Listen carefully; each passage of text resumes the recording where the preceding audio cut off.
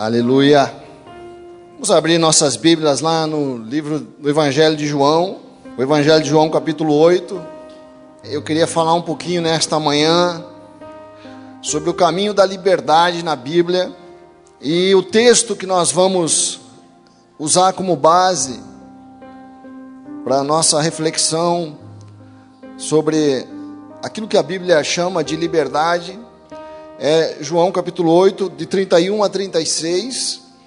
No 31 a Bíblia diz assim: Jesus dizia, pois, aos judeus que criam nele: se vós permanecerdes na minha palavra, verdadeiramente sereis meus discípulos, e conhecereis a verdade, e a verdade vos libertará.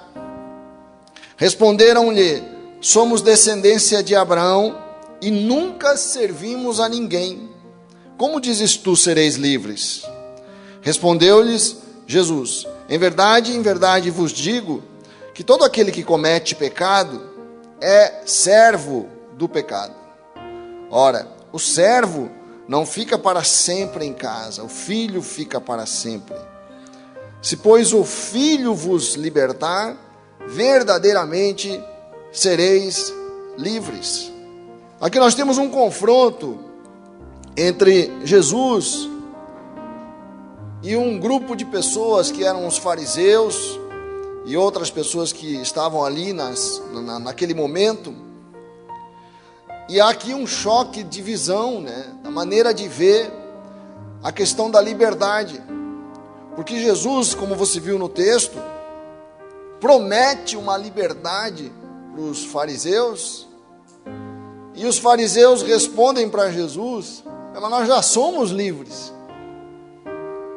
Não é interessante isso? Jesus fala: olha, se vocês e conhecereis a verdade, e a verdade vos libertará. E os fariseus: mas libertar do quê?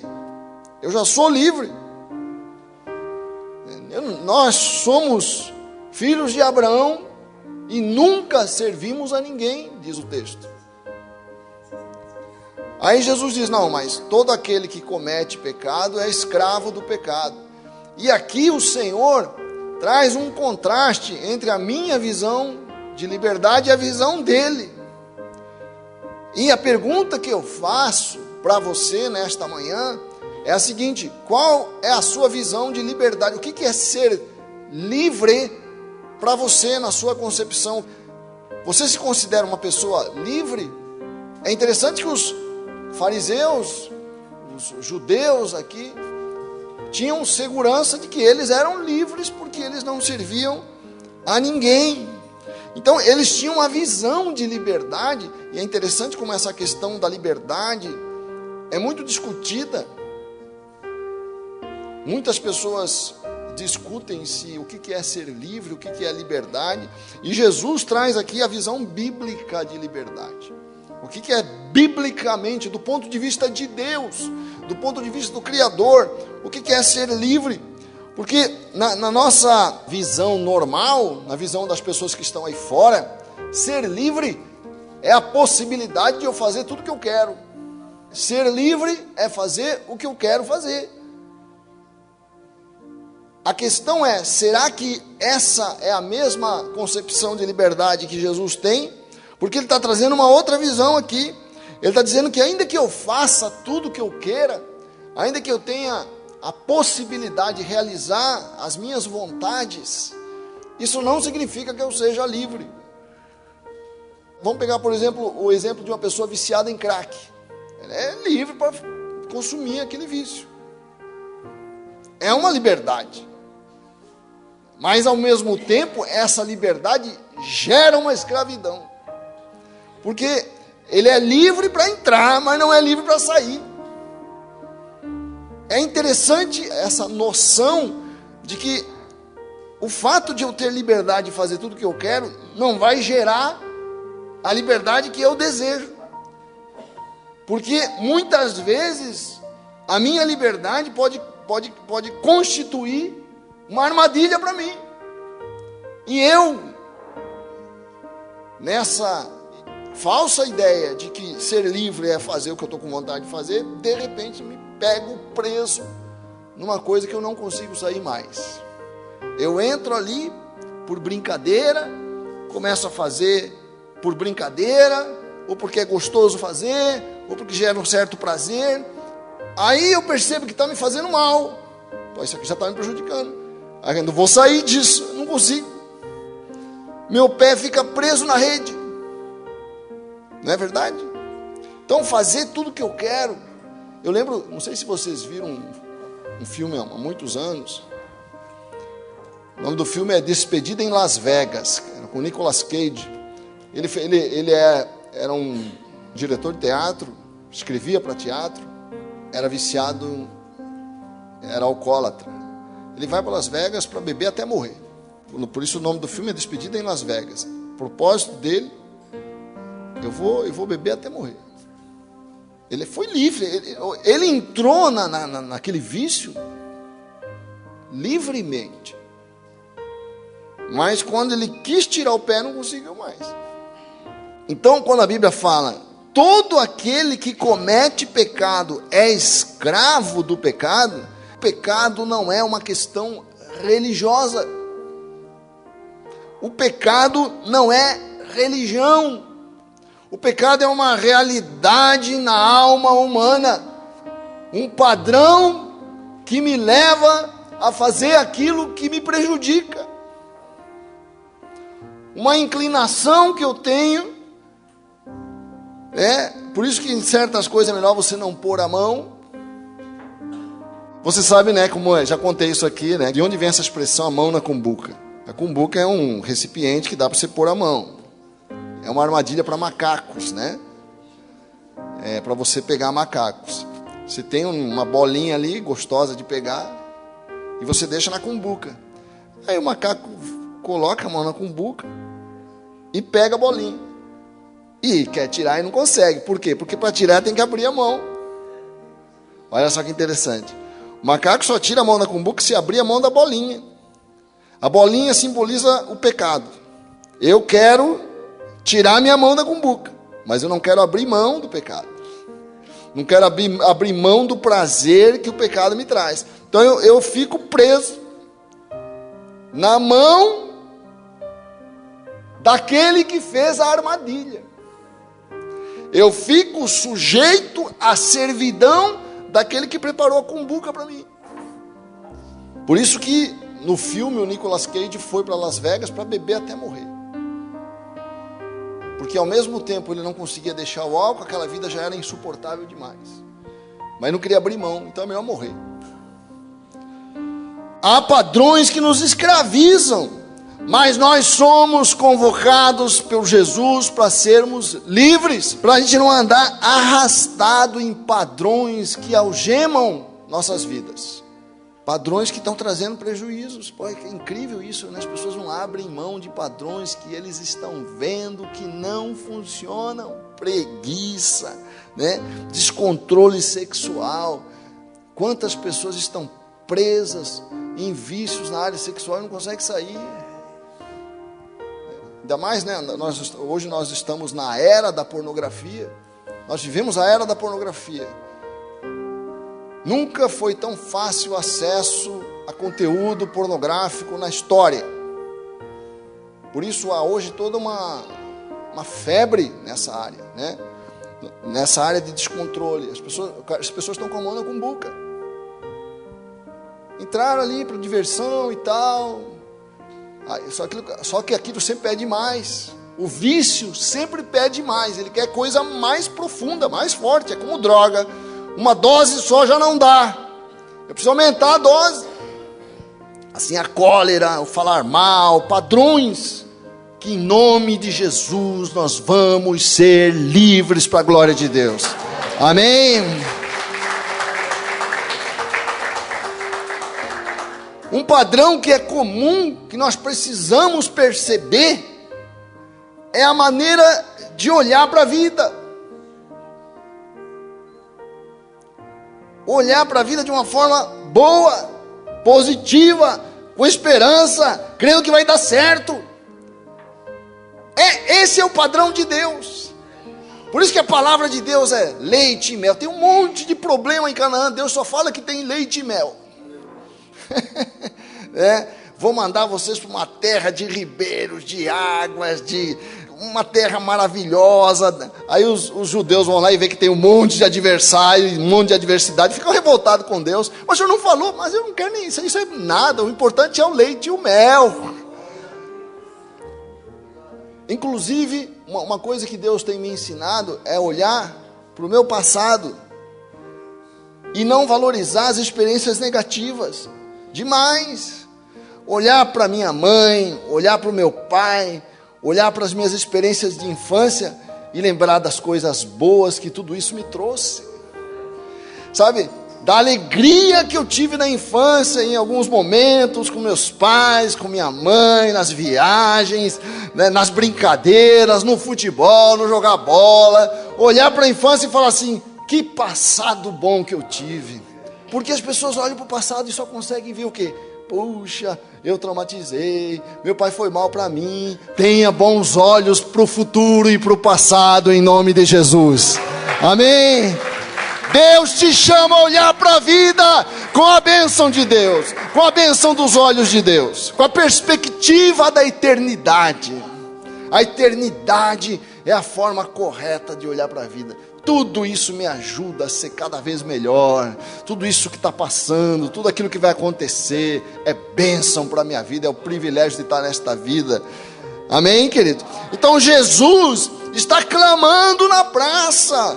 Há um padrão que traz liberdade. Eu faço coisas não que eu desejo só, eu faço as coisas que eu sei que vão trazer saúde, que vão trazer vida, que vão trazer bem-estar. Não vou mais, sabe, seguir apenas meus desejos, porque os meus desejos são cegos. Já percebeu que os teus desejos são cegos? A gente deseja cada absurdo, não é verdade? Quem conhece o seu coração e conhece os desejos, fala, mas cada coisa que eu desejo. Tem desejo que brota em mim, eu falo assim, você está louco? A minha alma às vezes me faz propostas, eu falo, você enlouqueceu? Está pensando o quê? Você tem que aprender a olhar, conversar com você e falar assim para você, você está perdendo a cabeça, irmão? Você tem que falar com você. Davi falava com a alma dele, porque a nossa alma nos propõe bobagem. Nossa libido, a libido sexual te propõe cada coisa. Você fala assim, você perdeu, que isso? Você quer estragar a minha vida? Você quer estragar a vida da minha família? Você quer estragar a vida das minhas filhas? Você quer estragar tudo? Não vai estragar, eu não deixo. Você manda nos teus desejos e não os teus desejos mandam em você. Você não é o seu desejo. Essa é a maior revelação que uma pessoa tem que ter. Porque hoje o mundo acha que o desejo é a pessoa. Eu amanheço desejando ser uma coisa, então eu sou aquilo. Não. Há uma diferença entre mim e meu desejo. Há uma diferença entre a pessoa e o desejo dela. E eu mando no meu desejo, porque eu vou administrar o meu desejo. Eu vou administrar o meu desejo de maneira que me traga vida. Não tem problema ter desejo. O problema é quando o desejo começa a trazer morte para a tua vida. Por isso que Jesus está falando aqui. Conhecereis a verdade, e a verdade vos libertarás. E a primeira coisa que o Senhor fala, né, o primeiro passo para essa saída, Jesus fala assim, ó, no verso 31. Jesus dizia, pois, aos judeus que criam nele, se vós permanecerdes na minha palavra, veja aqui, se vós permanecerdes na minha palavra, sereis meus discípulos de Jesus. Olha aqui uma revelação, eu posso ser discípulo do meu desejo, ou discípulo de Jesus. Olha só, eu posso ser discípulo da loucura da minha alma, ou a tua alma não propõe loucura para você? Para mim propõe. Eu posso ser discípulo das coisas distorcidas que às vezes nascem do meu coração, ou eu posso ser discípulo da palavra de Jesus. Jesus está falando assim, se vós permanecerdes na minha palavra, verdadeiramente sereis meus discípulos. Eu sou discípulo daquilo que eu obedeço. E o Senhor está nos ensinando aqui o caminho da liberdade. Aqueles meninos lá na Tailândia estavam numa caverna, não tinham como sair dali. Todos nós ouvimos, nos preocupamos, tanta gente orou, porque todo mundo sabia que não estava nas mãos daqueles meninos sair da caverna. Eles precisavam de uma ajuda externa. E o que a palavra de Deus está nos dizendo é exatamente isso. Nós nos enredamos de tal forma em alguns padrões que eu quero deixar e não consigo mais. Eu uso um exemplo sempre, que é um exemplo banal, mas que mostra isso. A gente fala palavrão, a pessoa que fala palavrão fala, não, a partir de amanhã eu vou parar de falar palavrão. Aí, no dia seguinte, pisam no pé dele, ele fala palavrão. Aí ele falou, mas ontem eu decidi que eu ia parar, hoje eu não consegui. Por quê, hein? Como é que é isso? Eu tomei a decisão. Porque você está preso na caverna. Você precisa de um mergulhador que vai te tirar de lá em nome de Jesus. E esse mergulhador é Jesus de Nazaré, o poder do Espírito de Deus, né? Porque o padrão se incrustou de tal forma na minha alma, o padrão entrou em mim de tal forma que passou a fazer parte do funcionamento da minha vida. Então eu preciso do poder de Deus para quebrar o padrão. E o primeiro passo que ele diz é isso, permanecer na palavra. Quer dizer, eu preciso ouvir a palavra de Deus, eu preciso ser influenciado pela palavra de Deus, eu preciso ler a palavra, eu preciso receber essa influência, porque existe poder na palavra de Deus. Há um poder místico, há um poder sobrenatural, além do natural. Porque uma pessoa fala para você, olha, você precisa parar com isso, você precisa sair disso. Aí você fala assim, você tem razão, eu preciso sair disso, eu preciso parar de fazer tal coisa na minha vida, eu preciso deixar isso. E você não consegue, porque você está na esfera natural. Você precisa de um poder que venha do céu. E a palavra de Deus tem poder, irmão. Um poder maior que o poder natural. Se você permanecer na palavra, tentar obedecer a palavra, clamar a Deus para obedecer a palavra, conhecer, se deixar encharcar pela palavra de Deus, essa mudança vai começar a florescer na sua vida. E você, sem perceber, você vai começar a perceber o enfraquecimento desse padrão. Quer dizer, por isso é importante você ler a Bíblia, leia o Novo Testamento, sabe? Deixa isso inundar a tua alma, teu coração, ainda que você não entenda. Leia, porque em alguma coisa nós estamos permanecendo. Em alguma coisa nós estamos permanecendo. E há coisas que nós permanecemos que nos trazem vida e outras não trazem vida. Permanecer na palavra.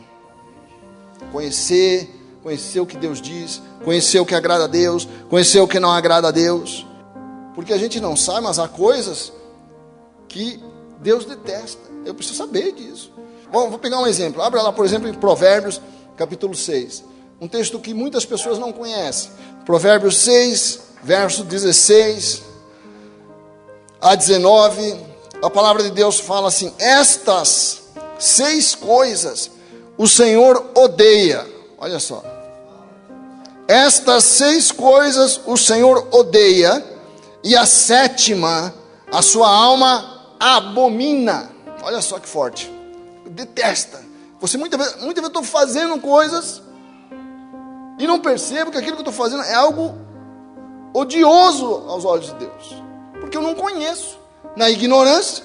Aí fala, olhos altivos, jeito arrogante. A Bíblia está dizendo, Deus odeia arrogância. Língua mentirosa, mãos que derramam sangue inocente, coração que maquina pensamentos perversos. Não é você ter pensamentos ruins, todos nós temos, mas ficar elaborando a maldade. Entendeu? Sabe quando você começa, vem uma coisa perversa e você começa a elaborar aquilo.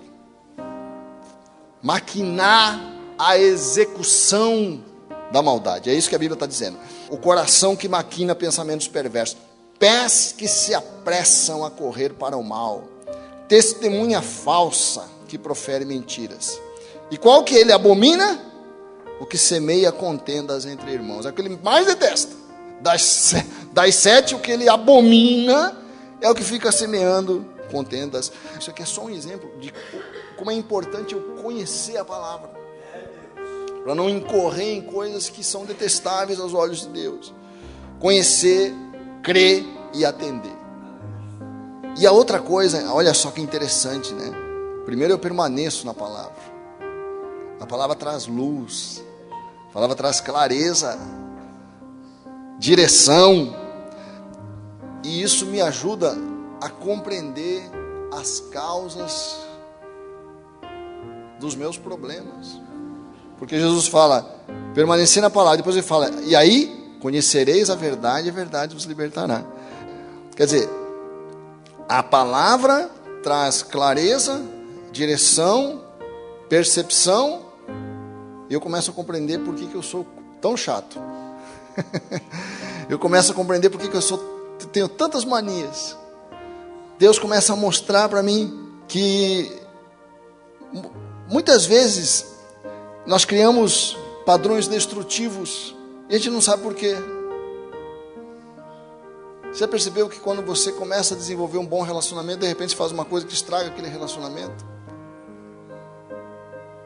Padrões destrutivos, nós mesmos muitas vezes boicotamos as coisas boas que nós estamos construindo na nossa vida. Uma pessoa se aproxima de mim, aquela relação está boa, daqui a pouco eu estrago tudo com uma atitude. Ou pessoas que ficam inseguras quando alguém se aproxima, você consegue desenvolver uma boa relação, aí aquela pessoa quer se aproximar de você, que ele já te dá uma insegurança, você dá um jeito de afastar aquela pessoa. Padrões esquisitos dentro do meu coração, que eu não compreendo. Aí eu começo a me relacionar com Deus, Deus começa a falar comigo.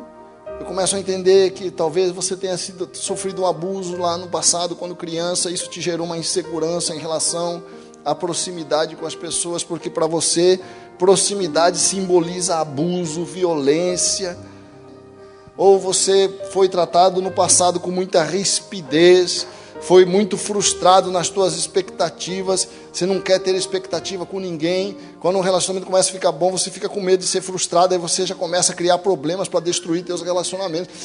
Deus vai fazendo você compreender a causa dos padrões destrutivos que você desenvolveu na vida.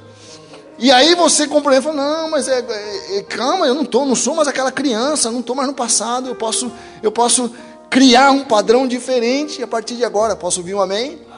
Conhecereis a verdade, e a verdade vai começar a trazer liberdade para você. Você vai começar a se sentir menos preso, menos inseguro, menos intimidado pelos outros, menos intimidado pela vida, com mais liberdade para agredir a vida, para conseguir as coisas, para vencer, para ter um futuro, para ter a bênção nas tuas mãos. E conhecereis a verdade, porque eu estou entendendo por que eu desenvolvi, por que eu sou tão dependente dessas misérias, essas coisas idiotas que eu estou fazendo. Eu vou cortar tudo isso. Conhecereis a verdade vai trazer clareza e vai trazer liberdade. Há uma unção de cura nesta manhã sobre a igreja. Há uma bênção para Deus começar a curar a sua alma dessas coisas que estão estragando o seu futuro, em nome de Jesus. Eu às vezes não faço como um personagem do filme, não vou para Las Vegas me despedir e beber até morrer, mas eu estou fazendo coisas que lentamente estão prejudicando o meu futuro. Porque quando você permanece na palavra, Deus começa a soprar coisas para você. Olha aqui que diz o Salmo 25, verso 12. Qual é o homem que teme ao Senhor, que respeita, que reverencia, que permanece, que obedece? Qual é o homem que teme ao Senhor, diz a palavra? Ele o ensinará no caminho que deve escolher. Meu Deus, isso é muito forte. O Espírito Santo começa a mostrar para você, você sabe, o caminho da saída. A sua alma pousará no bem. Quer dizer, tuas escolhas vão gerar bem-estar na sua alma, vida. E a sua semente herdará a terra, ou seja, vai refletir sobre a sua casa. Agora o verso 14. O segredo do Senhor. O segredo do Senhor é para aqueles que o temem, e Ele lhes mostrará a sua aliança. E o verso 15 fala assim: os meus olhos estão continuamente no Senhor. Eu estou esperando nele, pois ele tirará os meus pés de onde? Da armadilha. Da armadilha que a vida armou para mim, que me faz ter os padrões negativos que prejudicam meu relacionamento com minha mulher, meu relacionamento com as minhas filhas, meu relacionamento com as pessoas, que me faz ser agressivo demais, que me faz ser inseguro demais, que me faz ser tímido demais.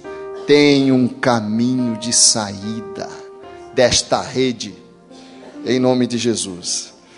E o último passo para nós terminarmos, né? Que diz que aquele que permanece é aquele que teme ao Senhor, e Deus revela seus segredos, seus mistérios. Resta a mim, se eu percebo, o caminho de saída é obedecer o que Deus fala comigo. Se Deus fala para você, para de fazer isso, não fique teimosamente preso nisso. Pegue o caminho que Deus oferece, porque o terceiro passo é obedecer a Deus para sair. Obedecer a revelação de Deus, a revelação que Deus está dando a você nesta manhã, em nome de Jesus. Porque a Bíblia fala que Deus me tirará os pés da rede, quer dizer, a verdade me liberta. Eu caí numa armadilha, a vida, os traumas, as experiências ruins, os ensinos, puseram meu pé na rede. Mas eu posso sair, porque Deus está me mostrando o caminho do relacionamento com Ele, o caminho de permanecer na palavra dEle, o caminho de ouvir a sua voz, o caminho de identificar as causas passadas que dão força aos padrões de hoje na minha vida, né? A sexualidade desordenada, a atitude negativa, o pessimismo, essa preguiça, esse medo de enfrentar problemas.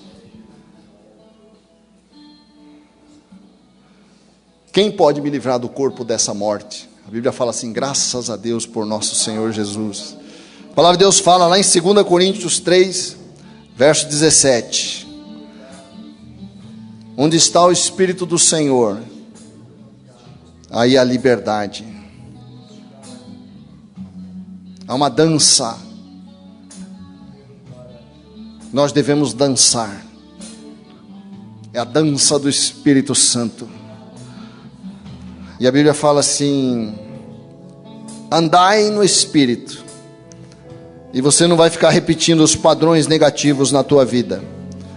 A palavra de Deus fala isso: andai em Espírito. Quer dizer, o Espírito tem um passo, uma dança. Você tem que acertar o passo do Espírito Santo. O Espírito Santo fala: não seja agressivo agora, e você recua, você dá o passo do Espírito Santo. O Espírito Santo fala: tira teus olhos dessa situação, não entre nessa rede, não entre nessa armadilha. Dê o passo em direção ao teu irmão, perdoa teus pais, perdoa teus adversários. Não siga o caminho do ódio da tua alma.